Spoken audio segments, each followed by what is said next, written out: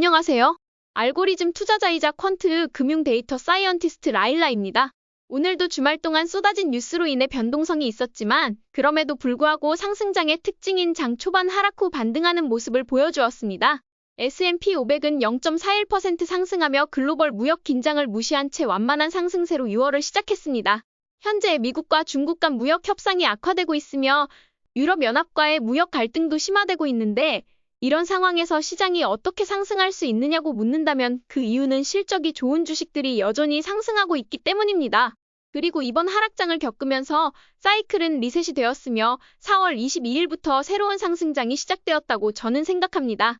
지수 자체는 박스권에 머물고 있지만 주도주들은 계속해서 상승 흐름을 이어가고 있으므로 주도주의 상승 추세가 완전히 꺾였다는 명확한 신호가 나오기 전까지는 보유 전략을 유지하는 것이 좋아 보입니다.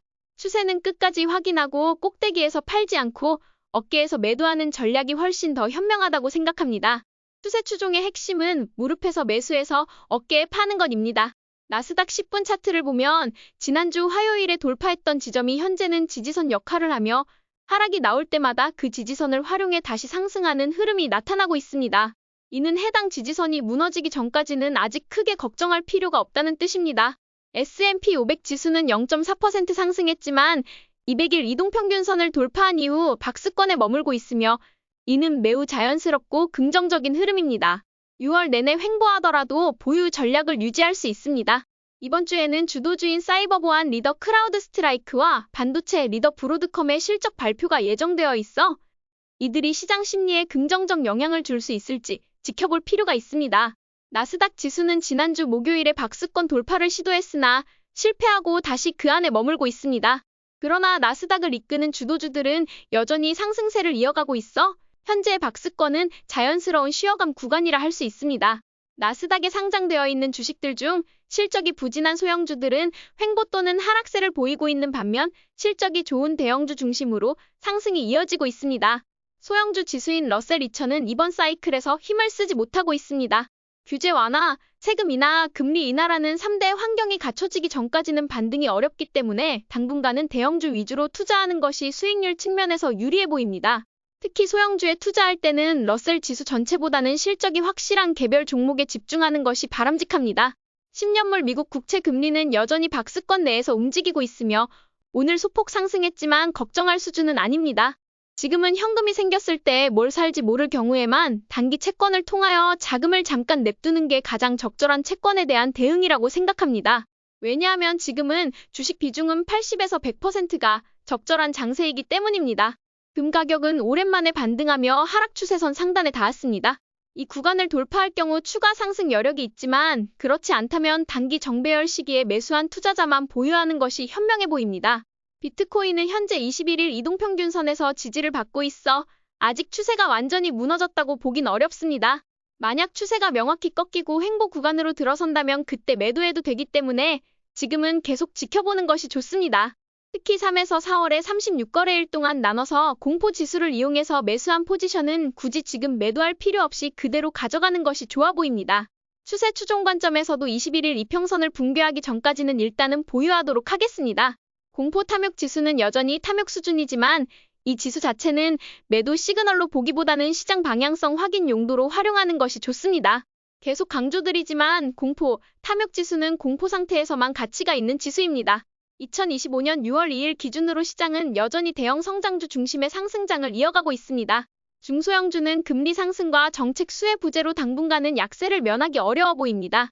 성장성이 높은 대형주 위주의 투자가 수익률 극대화에 유리하며 상승 추세 모멘텀이 사라진 주식은 계속 매도하고 강한 주식은 계속해서 추가 매수하는 전략이 현재로선 최적입니다. 여러 뉴스가 쏟아지고 있지만 주도주가 무너졌다는 결정적인 신호가 나타나기 전까지는 상승 추세가 이어지고 있다고 판단되며 추세가 끝나는 그날까지는 보유 전략을 유지하는 것이 타당합니다. 이제 빅테크 친구들을 살펴보도록 하겠습니다. 팔란티어는 금요일 돌파에 이어 오늘도 돌파날 저점을 무너뜨리지 않으며 2월 전고점이었던 125불을 완벽하게 돌파 유지하면서 마무리했습니다. 제 영상을 보지 않으셨더라도 많은 분들이 아시겠지만 팔란티어는 이번 사이클의 완벽한 주도주입니다. 따라서 이 종목이 무너졌다는 명확한 신호가 나오기 전까지는 계좌 내 가장 높은 비중으로 유지하는 것이 적절합니다. 아직은 상승세가 유효하다고 판단됩니다. 넷플릭스는 7월 실적 발표를 앞두고 있으므로 6월 말부터는 일정 부분 경계를 해야겠지만 현재까지는 악재가 없고 관세 이슈에서도 자유로운 상황입니다. 경영진이 주가에 적극적인 관심을 보이고 있으며 하방이 나올 경우 자사주 매입 가능성도 있어 보입니다. 따라서 계속 보유하는 전략이 유효하다고 봅니다. 마이크로소프트는 역대 최고점 돌파가 다가오고 있으며 실적 전까지 상승세를 이어갈 가능성이 높습니다. 실적 돌파날 매수하셨다면 그대로 보유하는 것이 좋아 보입니다. 테슬라는 오늘 장 초반 하락이 있었지만 다시 매수세가 유입되며 회복했습니다. 현재 331달러 선에서 지지선이 형성된 모습이며 이 가격이 깨지기 전까지는 우려할 필요는 없어 보입니다.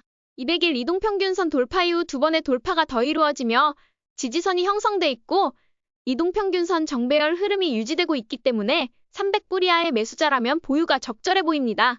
브로드컴은 이번 주 목요일 실적 발표를 앞두고 있으며 실적 전까지 주가가 횡보할 가능성이 높습니다. 만약 실적 전 돌파가 나온다면 이후 급등락 가능성도 있으니 주의 깊게 지켜볼 필요가 있습니다. 브로드컴과 엔비디아는 경쟁 관계이기도 하지만 협력 파트너이기도 하므로 브로드컴의 호실적은 엔비디아에도 긍정적 영향을 줄 수 있습니다. 엔비디아는 실적 발표 이후 약한 매도세가 나왔지만 지난주 금요일에 다시 한번 자금이 들어오면서 현재는 주도주들의 특징인 10일 이동평균선에서 지지를 받고 있습니다. 116달러 부근에서 정배열 매수가 이루어진 분들은 계속해서 보유 전략을 유지하는 게 적절해 보입니다. 메타는 오랜만에 컵 위드 핸들 패턴을 완성하며 강한 돌파를 보여주었습니다.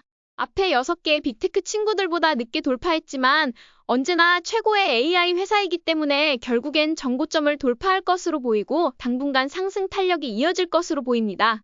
소프트웨어 섹터는 몇 주째 쉬어가는 모습이지만 컵 위드 핸들 패턴의 핸들 구간을 만들고 있는 과정입니다. 주도 소프트웨어 주식들은 대부분 견고한 흐름을 보이고 있으며 관련 ETF도 보유 전략이 유효합니다. 반도체 ETF인 SMH는 박스권 내에서 움직이고 있으며 200일 이동평균선을 지지선으로 삼아 횡보하고 있습니다. 주도 반도체 종목들 역시 잘 버티고 있기 때문에 매도보다는 관찰하며 보유하는 것이 적절합니다. AI 에너지 리더 GE Vernova는 오늘도 2.58% 상승하며 추세를 이어가고 있습니다. 아직까지는 상승 추세가 꺾였다는 징후가 없어 그대로 보유하는 것이 좋습니다. 원자력 리더 친구 오클로는 트럼프 대통령의 정책 발표 이후 돌파가 나온 뒤 잠시 쉬어가는 모습입니다. 급등 이후 소폭 조정이 나오고 있으나 거래량이 적은 조정이기 때문에 보유 전략이 유효합니다. 바이오 리더 햄스는 오늘 10일 이동평균선에 안착하며 다시 상승 여력을 보여주고 있습니다. 49달러 종가 수준을 지지선으로 삼고 있는 만큼 이 지지를 유지하는 한 보유 전략이 적절합니다. 핀테크 리더 로빈후드는 오늘 드디어 정고점 저항선을 돌파했습니다. 특별한 하락 요인이 없는 상황이며 상승 추세가 유지되는 한 계속해서 보유할 수 있는 종목입니다. AI 성장주 중에서는 A랩과 함께 가장 강한 실적을 보여준 크리로 테크놀로지가 오늘 실적 발표 이후 급등했습니다. 실적 돌파가 확인되었다면 추가 매수 고려가 가능하며 실적 내용과 향후 전망을 꼼꼼히 점검해볼 필요가 있습니다. 오늘도 여러 뉴스가 쏟아졌지만 주도주들이 상승을 이어가며 시장은 확실한 상승장 흐름을 보여주고 있습니다. 상승장이 언제 끝날지는 누구도 알 수 없습니다. 자꾸 예측하려 들다 보면 우리는 황금알을 낳는 거위, 즉 주도주를 조기 매도해버리고 통구이를 만들려고 하면 손해를 볼 수 있습니다. 주도주는 알을 더 이상 낳지 않을 때까지는 가만히 두는 것이 최선입니다. 이렇게 해야 무릎에서 매수한 종목을 어깨에서 매도할 수 있습니다. 상승 추세가 유지되는 한 침착하게 보유하는 것이 추세 추종 투자의 핵심입니다. 이제 실적 시즌 막바지로 접어들며 이번 주에는 크라우드 스트라이크와 브로드컴이라는 가장 중요한 주도주들의 실적이 기다리고 있습니다. 이들의 실적과 시장 반응을 면밀히 관찰하고 이에 따라 전략을 조정하는 것이 가장 중요합니다. 주식 투자에서 내 생각은 중요하지 않습니다. 시장의 흐름을 따르는 것, 그것이 추세 추종자의 기본 원칙임을 기억하시기 바랍니다. 오늘도 저희 전략이 재미있으셨다면 좋아요와 구독 버튼 눌러주세요. 지금까지 방구석 헤지펀드 매니저